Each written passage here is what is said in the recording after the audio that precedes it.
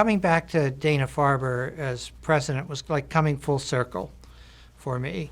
I arrived here in medical school in 1968, having done dissertation research at Princeton in this brand new field called molecular biology. And I thought that would be a great way to study how to find a cure for cancer. Pretty naive idea back then. Went around every part of the institution looking for a research opportunity to use molecular biology to study human disease, and got told by most of the people that that was very unrealistic. In fact, one professor said, you'll never be able to do molecular biology in humans. You can only do it in bacteria and viruses. And the one person who said, at a time when he was still just an assistant professor, I don't know anything about this field, but it sounds very interesting to me, so why don't we have lunch, was David Nathan, my longtime mentor and predecessor here at the Farber. And he took me into his lab, and I was able to actually succeed in applying the early forms of molecular biology, not to study cancer, but to study diseases of the hemoglobin molecule, thalassemia and sickle cell. And that really launched my career as an academic hematologist. And I went on from here to spend time at the Brigham as a resident and the NIH as a research associate, continuing to learn my clinical skills and hone my research abilities. And then went to Yale, spent 15 years on the faculty there. But again, studying pretty much exclusively red cell diseases. Got tapped to be chair at the University of Pittsburgh and then chair and physician-in-chief at Johns Hopkins as my career developed. But I always had this feeling, even though I was lucky enough to enjoy a fair amount of success as an investigator and a clinician and a teacher and get to be in leadership positions, that I had really come out at the very beginning to think I wanted to just find a cure for cancer. It was pretty clear it wasn't going to be in my own hands, in my own lab, but the chance to come back to Dana-Farber and lead an institution that's whole mission was to relieve the burden of cancer on individual people, on society. It was just a great blessing. And having David Nathan here in the 5 years before me, because we think about these issues in very similar ways, was wonderful for me, because he really built some foundations that I was able to build on to take the Farber into its next generation at the turn of the 21st century. I started in the year 2000. Because I had taken graduate level biochemistry courses, I was able to skip out of the freshman and first year biochemistry course at Harvard. And they left me to form my own curriculum with those class hours.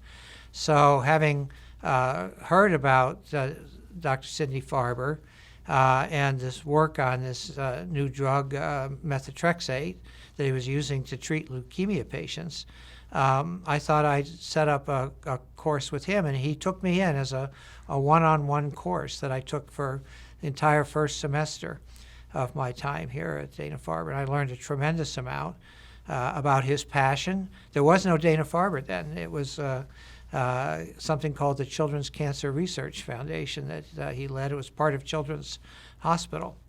But it was, both a huge educational experience and an inspiration just to see someone so dedicated to the idea that children should not suffer from cancer anymore. But he was I think first-year medical students at Harvard were treated like very special people, and he did that. And he sort of made me feel like my questions and my thoughts about things actually were important to him, and that was a growth experience for me. I met Tom Fry actually in 1976 when Dr. Nathan decided, in the way he has of taking everybody under his wing for their whole careers, that the next step in my career should be to come back here to Boston after my time at the National Institutes of Health. I ended up going to Yale. instead. But I did come up for a job day and gave seminars and stuff. And that's when I first met Tom Fry. And he was beginning to think about using bone marrow transplant as a therapeutic modality for treating solid tumors. And then, of course, I got to know him for at least a few years after I came back as president, because he was still somewhat active in his career. I was also sadly here the day we got word that he had passed away. But he was a giant in the field. Yeah, I think one of the wonderful things about Dana-Farber is that it has the continuity of people who have this institutional memory of what its core values and what its bedrock principles are. And yet, it doesn't become inbred, because we've gone out and done other things, and then have returned at more senior stages of our career, so that we can bring in our experiences from other institutions. And I know that was a great help to me coming here as president, and addressing the issues and the opportunities that were present at the Dana-Farber, but not so much to try to make the Farber like these other places, but instead to take cherry pick the very best experiences and things I had learned along the way, so I could bring some freshness in, but still be very mindful and respectful of the traditions and the core principles of this institution. So when I arrived at the Dana-Farber, it was the year 2000. There were a number of things both within the institution and going on in the world that really made that a time of incredible transition. Obviously it was the millennium, but inside the Dana-Farber, you remember David Nathan arrived as president when it was going through a really near-death experience as an institution as a result of the unfortunate chemotherapy overdose accident. And I would characterize Dana-Farber when I got there as, thanks to David Nathan, as being in recovery, that they weathered the crisis, recommitted to their core mission of relieving the burden of cancer, thinking of new ways and better ways to do that. So I saw a few things. One was to do everything I could to build on the restoration of morale at the institution, pride in the institution and what it's done, pride at the way they had dealt with this very unfortunate incident, but also in looking at Dana-Farber in the context of where science and medical care had come, that we had great strengths in research, and we had great strengths in some areas of clinical oncology. We were known around the world for our pediatric care, and we were known around the world for our care of hematologic malignancies. We had areas of excellence in the more common solid tumors that affect adults, but trying to sort of bring it all together to make us the most comprehensively excellent world-leading institution we could was sort of the goal that I set, and that doing that would actually make a difference in the outcomes for our patients and in the support of our patients. So I decided that we needed to do a strategic plan. I waited until 2002, 2003. I wanted to learn more about the institution, its many complex partnerships and relationships with Children's Hospital, the Brigham, the medical schools, School of Public Health, and even now the Beth Israel Deaconess and the Mass General as a result of the formation of Dana-Farber Harvard Cancer Center, to see how we could best leverage those partnerships. But the whole, to me, idea that how we were going to get stronger was, while we built strength in these individual areas, that the part where we really had the biggest opportunity was bringing them together. Integrating not so much people walking across bridges to bring research to clinical care and clinical care back to solve new research problems, but superhighways, overlapping sets, And I think that's the thing we concentrated on the most. And we created these integrative research centers, which were going to take advantage of all these new technologies that the Genome Project had brought, because besides the Millennium, that was the other new thing that had happened. The first fledgling examples of using genomic information to create targeted therapies, some of which had been done here already, gave us the opportunity really to sort of see how science and clinical care could mesh and synergize each other in real time, not sort of in tandem and sequence that it had been done before. And I think that's something we were actually able to accomplish. You know, when I arrived at the Dana-Farber, all of our care was given in the Dana building. I shouldn't say all of it, but nearly all of it. And anybody who wanted care at the Dana-Farber had to come here to Dana-Farber. And having experienced the traffic coming in here from just 4 miles away from my home in Newton, I once suggested that we should put our staff on roller skates and give them their chemotherapy in their cars, because it took them longer to get into the institution than it took to get the treatment.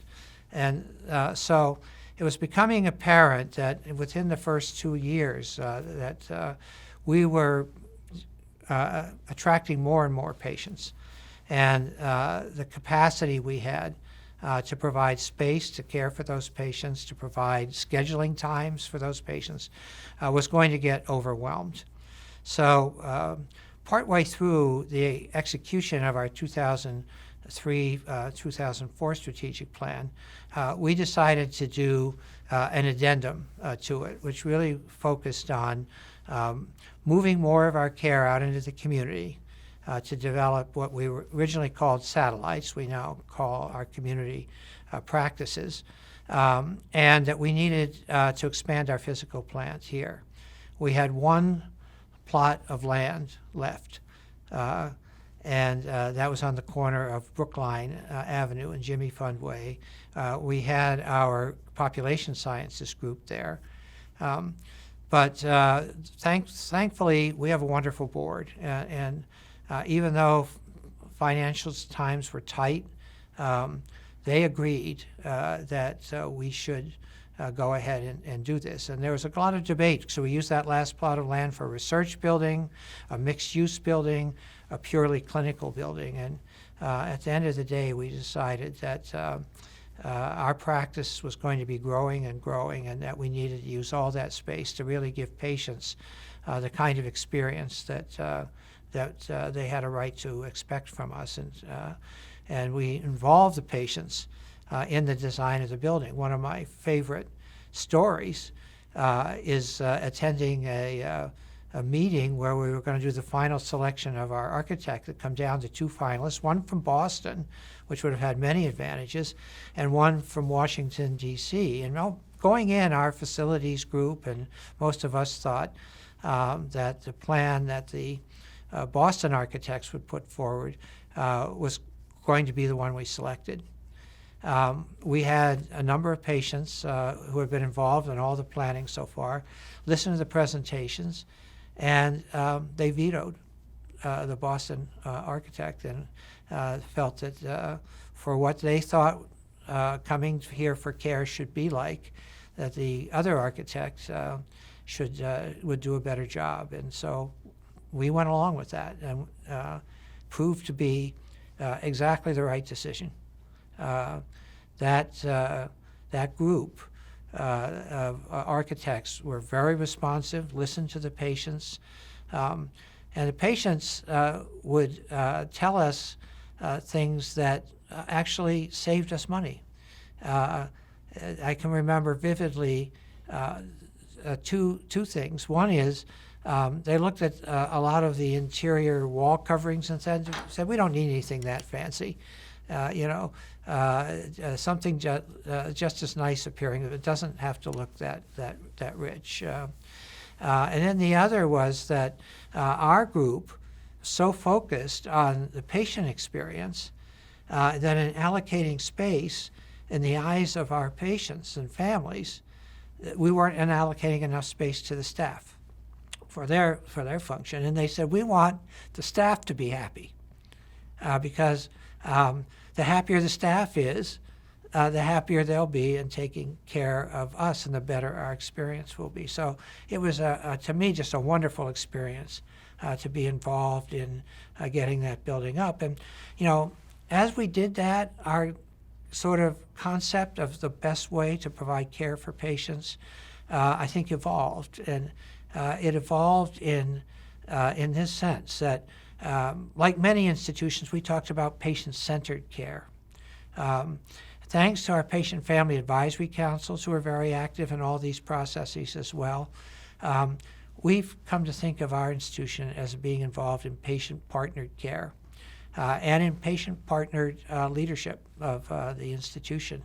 We put patients on our major search committees for our senior officers, and if anyone wasn't comfortable being interviewed by a patient when they're a job candidate, we took them off the list. And I think they've made the institution much, much better, both in how we provide care to the patients, but also in how we organize and run the institution. When I arrived at Dana-Farber, to the outside world, having lived in the outside world, I'd say Dana-Farber had a phenomenal reputation academically. It was known for tremendous research. It was known for some cutting-edge things that were done for clinical care. But compared to the other major cancer centers, which, by the way, are much larger, they have their own surgical services, they have their own inpatient hospitals, all of which we do through partnerships. I'd say we were a pretty well-kept secret on the national and international scene. And so we started some work to try to make it clear that Dana-Farber was the place that you wanted to come for cancer care and the place you wanted to come to work on the cancer mission around the world. And it took time.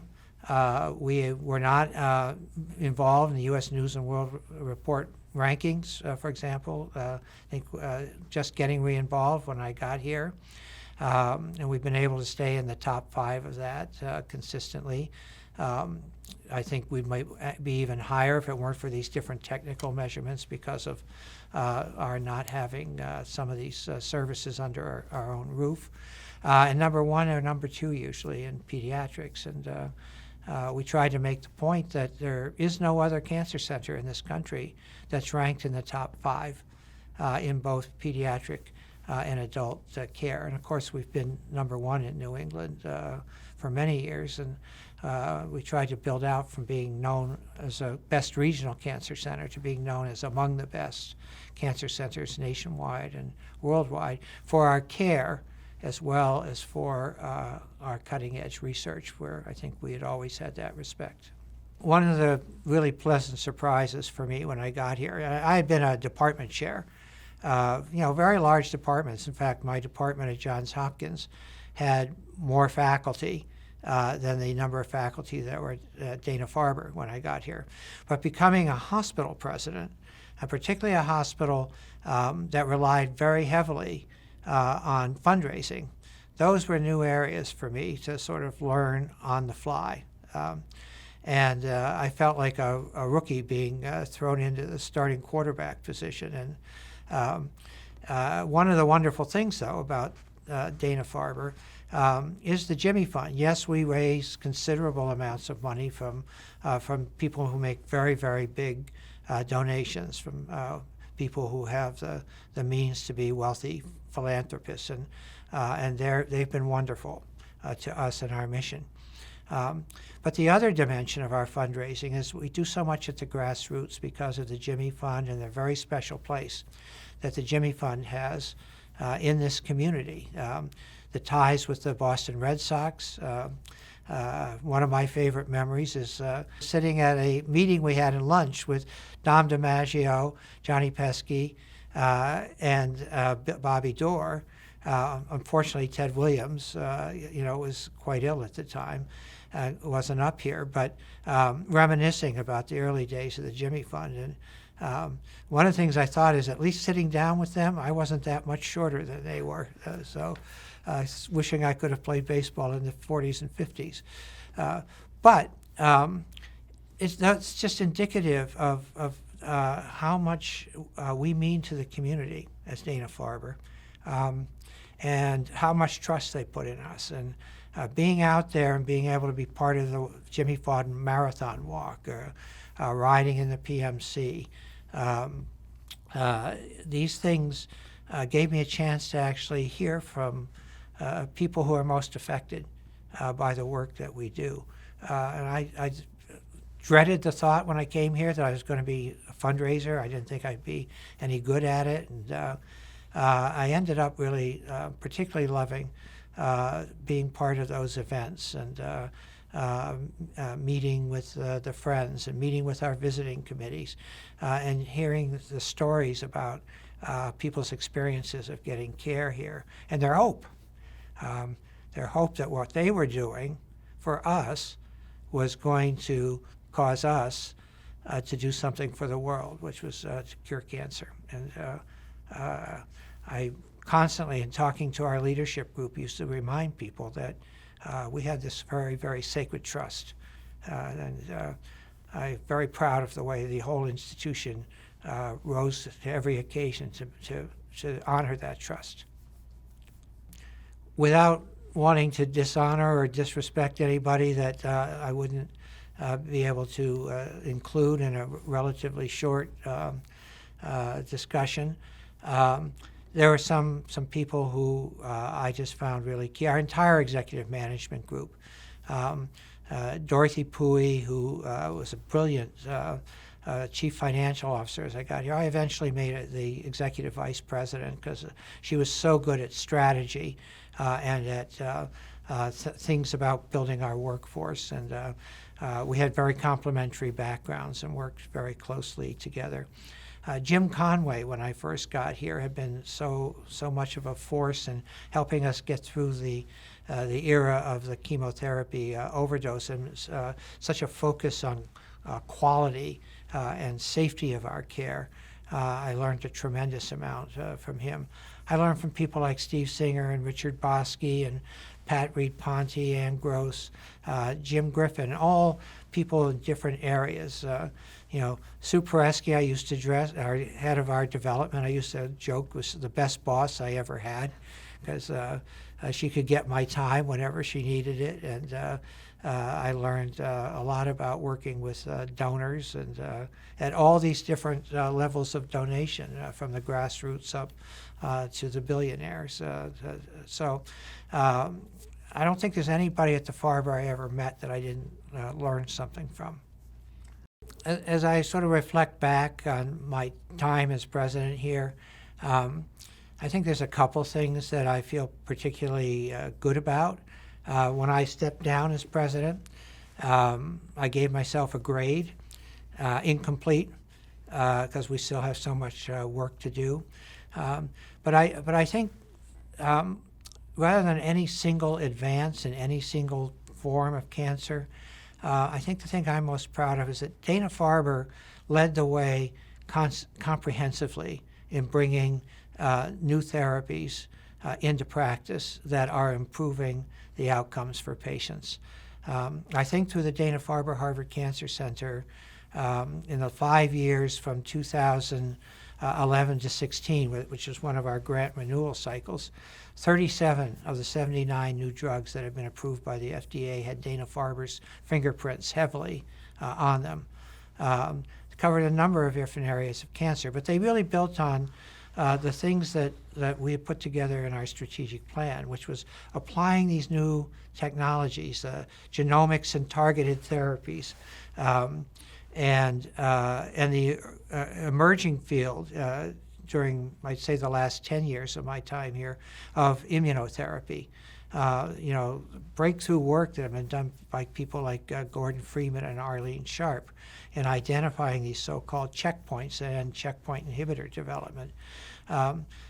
the fact that not only those discoveries were being made, but they were being turned into things that had practical value for patients in a quicker way than it happened in the past is what I'm really proud of.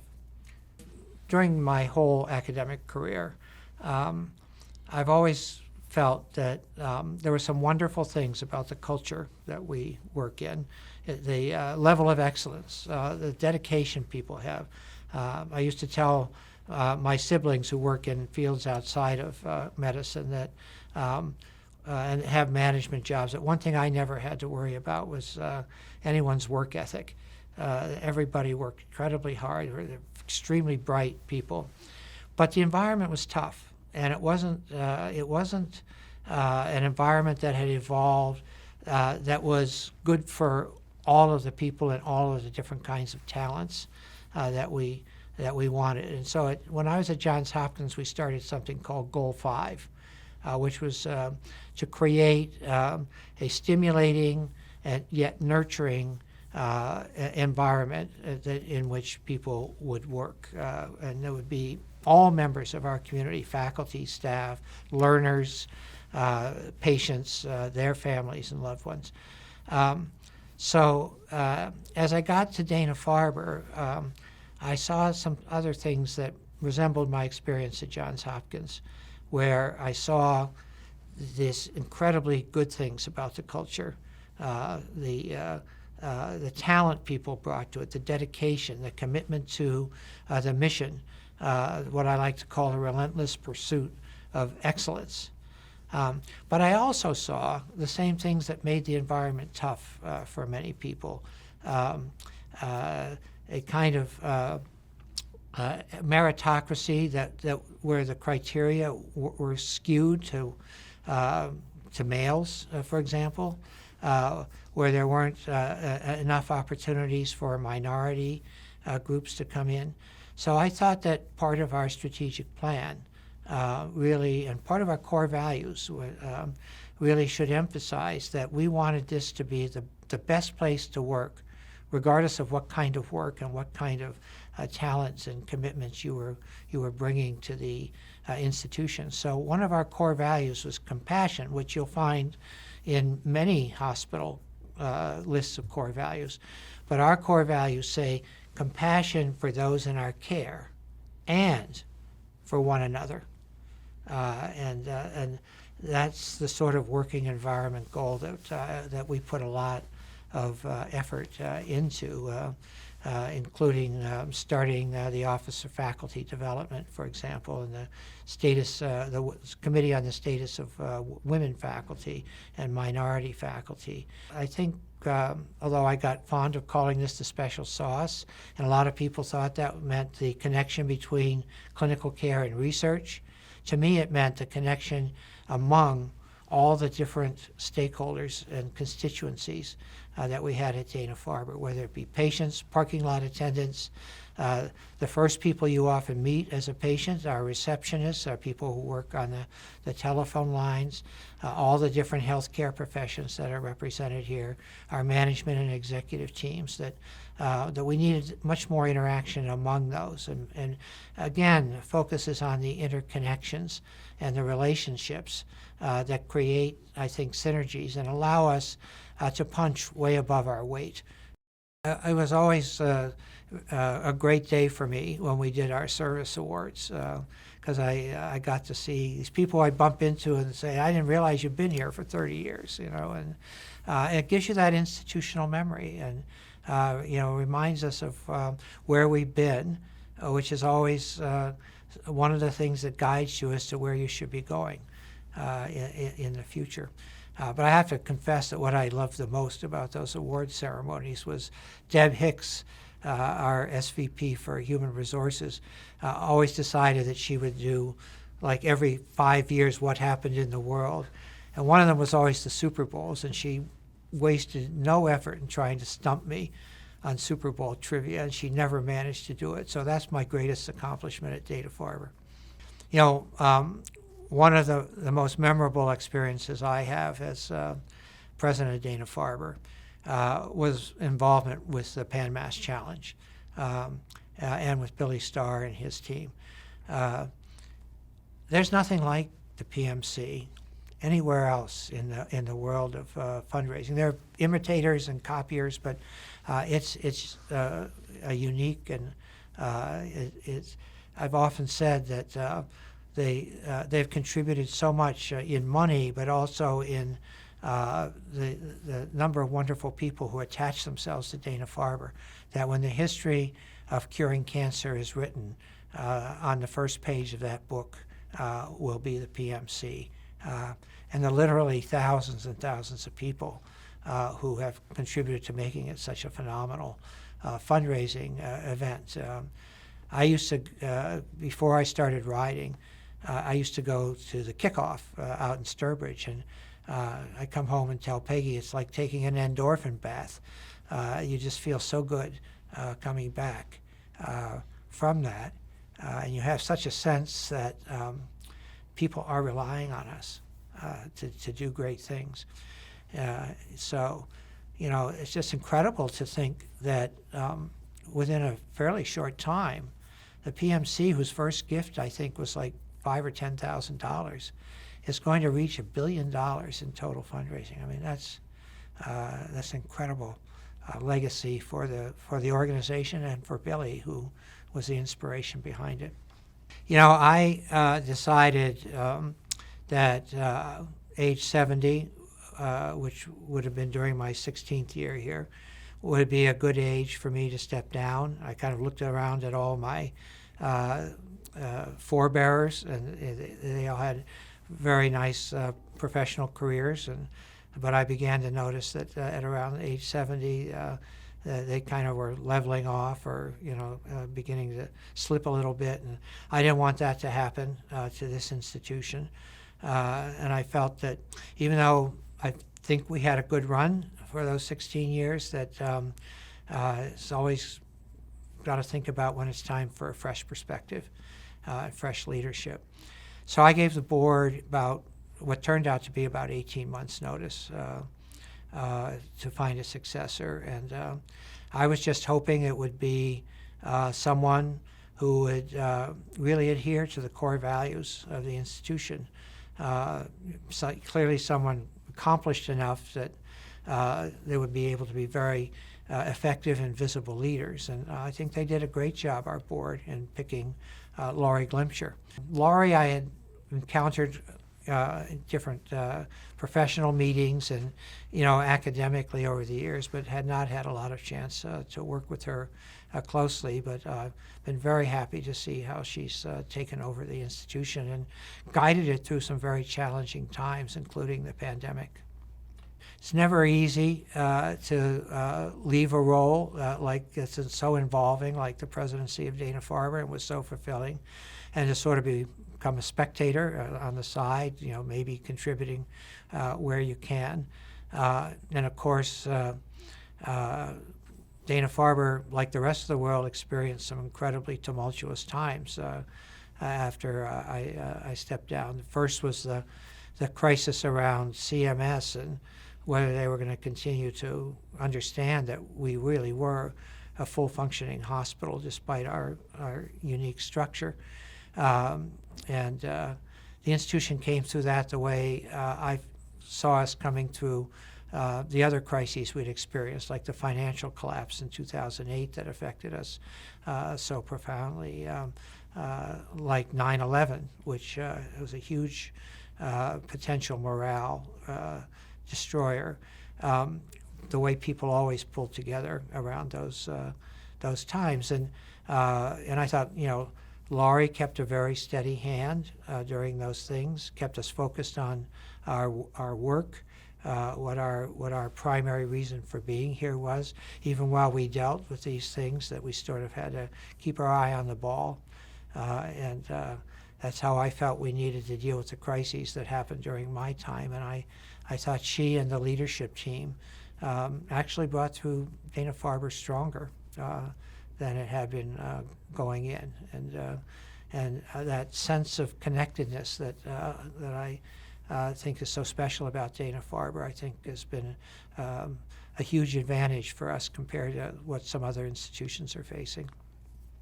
I think if I were to go back to Sidney Farber, the Sidney Farber of 1968 when I first met him, and say, look at what you created. He'd feel wonderful about so many things, but I think he'd give the same grade I gave to myself. He said, incomplete. There's so much more to do. But the institution is so much better poised to do it, to accomplish those things. And that along the way, there are so many people who are alive and living good lives that wouldn't have been if it weren't for contributions that Dana-Farber has made, or contributions made by many, many other contributors who that Dana-Farber applies in the very best way to the care of our patients.